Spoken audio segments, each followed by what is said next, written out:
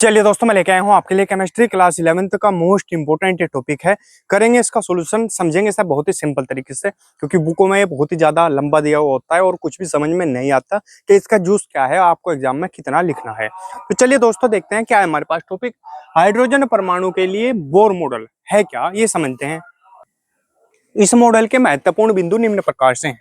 तो 4 बिंदु हैं इसके भी, मोस्ट इंपोर्टेंट ये बिंदु हैं, इन्हें समझेंगे, ठीक है, इन्हें लिखेंगे आप एग्जाम में ऐसे ही हेडिंग बना के, ठीक है। इस मॉडल के महत्वपूर्ण बिंदु निम्न प्रकार से हैं। नंबर 1, अस्थायी कक्षाएं, ठीक है, अस्थायी कक्षाएं होती हैं, फिक्स कक्षाएं होती हैं इसकी।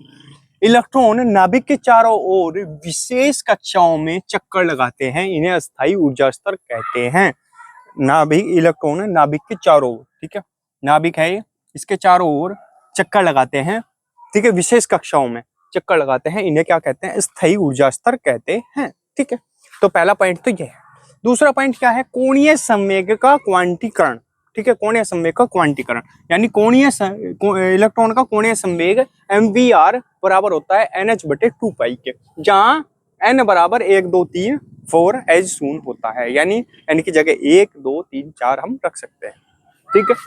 नंबर 3, ऊर्जा परिवर्तन। नंबर 3 क्या है, ऊर्जा परिवर्तन कैसा होता है, जब इलेक्ट्रॉन उच्च कक्षा यानी E2 उच्च कक्षा है और E1 क्या है, निम्न कक्षा, क्योंकि इससे छोटी है, E2 से छोटा है E1, ठीक है, E1 बड़ा है, E2 बड़ा है, E1 छोटा है। तो जब इलेक्ट्रॉन उच्च कक्षा E2 से निम्न कक्षा E1 में आता है, तब डेल E बराबर फॉर्मूला होता है E2 माइनस E1, यानी कितने का चेंज हुआ। चेंज कैसा पता लगेगा, डेल का मतलब क्या है, चेंज, कितने का चेंज हुआ ऊर्जा में। जब हम बाद वाले में से पहले ही घटा देंगे तो हमें पता लग जाएगा परिवर्तन कितना हुआ, चेंज कितना हुआ, ठीक है। तो ऊर्जा परिवर्तन ऐसे हमें पता लगता है।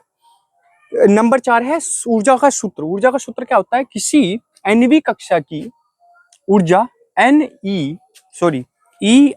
बराबर माइनस के 13.6 बटा n² इलेक्ट्रॉन वोल्ट है, ईवी को बोला जाता है, ई को इलेक्ट्रॉन और वी को वोल्ट, इलेक्ट्रॉन वोल्ट होती है, ठीक है। ये इसका फॉर्मूला है हाइड्रोजन परमाणु के लिए, बोर मॉडल ने जो ये दिया था, ठीक है, बोर मॉडल में जो दिया गया था बोर द्वारा, क्लियर है।